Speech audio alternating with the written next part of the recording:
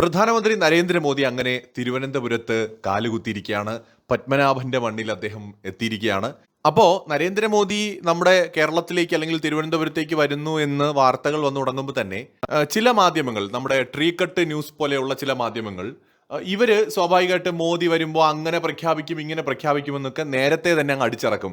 ഇത് മോദിയോ അല്ലെങ്കിൽ എനിക്ക് തോന്നുന്നു BJP അവരുടെ മേയറോ ഒന്നും അറിഞ്ഞ കാര്യമൊന്നും ആയിരിക്കത്തില്ല. പക്ഷേ ട്രീ കട്ട് ന്യൂസ് ഇതങ്ങ് അടിച്ചിറക്കും. എന്നിട്ട് ഇന്ന് മോദി വന്ന് പ്രസംഗിച്ചു കഴിഞ്ഞ ഉടനെയുള്ള അവരുടെ വാർത്ത എന്താണെന്നറിയോ?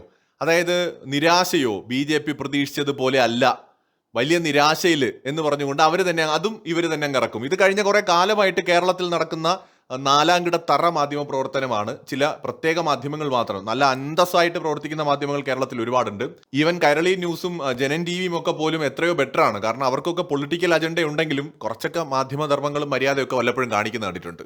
എന്നാൽ ട്രീ കട്ട് ന്യൂസ് പോലെയുള്ള മാധ്യമങ്ങൾ ശരിക്കും കേരളത്തിന് തന്നെ ഒരു ബാധ്യതയാണ്. അതെന്തോ ആകട്ടെ, ഞാൻ ഈ കൂട്ടത്തിൽ ഒന്ന് പറഞ്ഞു എന്ന് മാത്രം. എന്തായാലും പ്രധാനമന്ത്രി കേരളത്തിലേക്ക് എത്തുന്നു, അദ്ദേഹം തിരുവനന്തപുരത്ത് എത്തുന്നു. അദ്ദേഹം ഒരുപാട് കാര്യങ്ങൾ പ്രസംഗത്തിൽ പറഞ്ഞു. ഒറ്റ വാചകം മാത്രം നമ്മൾ എടുത്താൽ മതി, വേറെ പ്രഖ്യാപനത്തിൻ്റെ ഒന്നും ആവശ്യമൊന്നുമില്ല. തിരുവനന്തപുരത്തെ ഇന്ത്യയിലെ തന്നെ ഒരു മാതൃകാ നഗരമാക്കി, മികച്ച നഗരമാക്കി മാറ്റുമെന്നാണ് അദ്ദേഹം പറഞ്ഞത്. ഈ മാതൃകാ നഗരം എന്ന് പറയുമ്പോൾ എന്താണ് നഗരം? ഏറ്റവും മികച്ച അടിസ്ഥാന സൗകര്യമുള്ള, ആരും ജീവിക്കാൻ കൊതിക്കുന്ന, ഏറ്റവും മികച്ച ഫെസിലിറ്റീസ് ഉള്ള, ഏറ്റവും അഡ്വാൻസ്ഡ് ആയിട്ടുള്ള ഒന്നിനെയാണ് നമ്മൾ നഗരം എന്ന് വിളിക്കുന്നത്.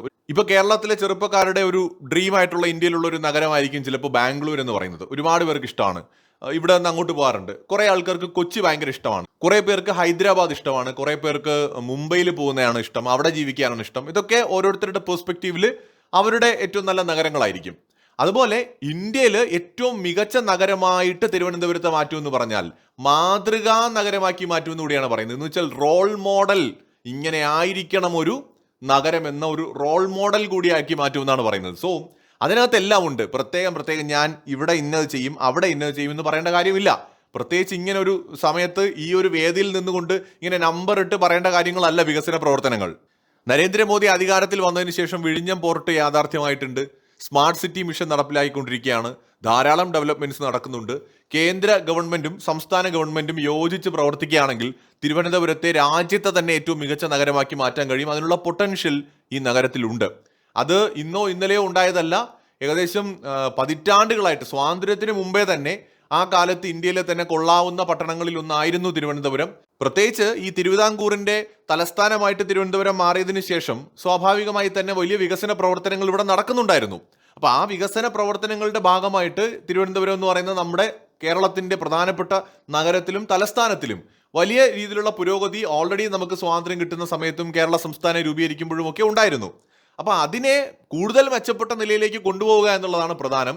കൊച്ചി ഒരു വാണിജ്യ തുറമുഖമായി വളർന്നതുകൊണ്ട് തന്നെ കൂടുതൽ ശ്രദ്ധ കൊച്ചിയിലേക്ക് പോയത് എന്നതും ഒരു യാഥാർത്ഥ്യമാണ്. പക്ഷെ തിരുവനന്തപുരത്തിന് വലിയ സാധ്യതകളുണ്ട്. ഇപ്പോൾ അതിന് പ്രധാന കാരണങ്ങളിൽ ഒന്ന് വിഴിഞ്ഞം പോർട്ടിന്റെ വരവ് തന്നെയാണ്. അപ്പോൾ വിഴിഞ്ഞം പോർട്ട്, അന്താരാഷ്ട്ര വിമാനത്താവളം, ഇതെല്ലാം അടുത്തടുത്താണ് സ്ഥിതി ചെയ്യുന്നത് എന്നുള്ളതും, ഏഷ്യയിലെ തന്നെ ഏറ്റവും വലിയ IT പാർക്ക് എന്ന പേരോട് കൂടിയിട്ടാണ് ടെക്നോ പാർക്ക് തിരുവനന്തപുരത്ത് വരുന്നത്. സോ ഇപ്പോഴും ടെക്നോ പാർക്ക് ഒരു പ്രധാന IT ഹബ്ബാണ്. അപ്പോൾ ഈ വിധത്തിൽ വലിയ വികസന സാധ്യതകൾ തിരുവനന്തപുരത്തുണ്ട്. അപ്പോൾ ഇന്ത്യയുടെ പ്രധാനമന്ത്രിയും അദ്ദേഹത്തിന്റെ ടീമും കേരള ഗവൺമെന്റുമായിട്ടൊക്കെ ചേർന്ന് പ്രവർത്തിക്കുകയാണെങ്കിൽ, അതുപോലെ ഇപ്പോൾ തിരഞ്ഞെടുക്കപ്പെട്ടിട്ടുള്ള നമ്മുടെ തിരുവനന്തപുരം കോർപ്പറേഷൻ, ഇവരുടെ എല്ലാം ഒരു ഒന്നിച്ചുള്ള പ്രവർത്തനം കൊണ്ടേ നഗരത്തിന്റെ ഡെവലപ്മെന്റ് സാധ്യമാകും. അല്ലാതെ ഇത് BJPക്ക് ഒറ്റയ്ക്ക് വന്ന് ചെയ്യാൻ പറ്റുന്ന ഒരു കാര്യമല്ല. കാരണം സംസ്ഥാന സർക്കാരിന്റെ സപ്പോർട്ട് ആവശ്യമാണ്, അതുപോലെ തന്നെ നമ്മുടെ കോർപ്പറേഷന്റെ സപ്പോർട്ട് ആവശ്യമാണ്, അതോടൊപ്പം തന്നെ കേന്ദ്ര ഗവൺമെന്റ്. ഇതെല്ലാം കൂടെ ഒന്നിച്ചു വരുമ്പോഴേ ഈ ഒരു കാര്യം യാഥാർത്ഥ്യമാവുകയുള്ളൂ. അപ്പോൾ തിരുവനന്തപുരം എന്ന് പറയുന്ന നമ്മുടെ തലസ്ഥാനത്തിന്റെ ഡെവലപ്മെന്റ് ആണ് ഫസ്റ്റ് പ്രയോറിറ്റി എന്ന് പറയുന്നത്. അത് തീർച്ചയായിട്ടും പ്രധാനമന്ത്രി ഇന്ന് ഉറക്കെ വിളിച്ചു പറഞ്ഞിട്ടുണ്ട്, ഒരു മാതൃക നഗരമാക്കി തിരുവനന്തപുരത്തെ മാറ്റുമെന്നുള്ളത്. പക്ഷേ ട്രീ കട്ട് ചാനലുകൾക്ക് അത് ഉൾക്കൊള്ളാൻ കഴിയില്ല. കാരണം ട്രീ കട്ട് ചാനലുകൾ ഇവർ മോദി വരുന്നതിന് മുമ്പ് തന്നെ കഴിഞ്ഞ ദിവസം അവരെന്ത് ചെയ്യും, മോദി അങ്ങനെ ചെയ്യും ഇങ്ങനെ ചെയ്യും എന്നൊക്കെ അടിച്ചങ്ങിറക്കും. കാരണം എന്താണ്, ഇതൊന്നും മോദി ചെയ്യില്ലെന്ന് അവർക്കറിയാം. പിറ്റേ ദിവസം അയ്യോ നിരാശപ്പെട്ടേ, BJP പ്രതീക്ഷ നടന്നില്ല, മോദി പറ്റിച്ചു എന്ന് പറഞ്ഞുകൊണ്ട് അടുത്ത വാർത്ത ഇറക്കാൻ വേണ്ടിയിട്ട് ട്രീ കട്ട് ചാനലുകൾ നേരത്തെ ചെയ്യുന്ന പരിപാടികളാണിത്. സോ അവർക്കൊഴികെ കേരളത്തിലെ സാമാന്യ ബുദ്ധിയും വിവരം ബോധമുള്ള ആളുകൾക്ക് മനസ്സിലായിട്ടുണ്ട് എന്താണ് പ്രധാനമന്ത്രി പറഞ്ഞത് എന്ന്. തീർച്ചയായിട്ടും തിരുവനന്തപുരം വലിയ ഡെവലപ്മെന്റ് തന്നെയായിരിക്കും ഇനിയുള്ള നാളുകളിൽ കാണാൻ പോകുന്നത്.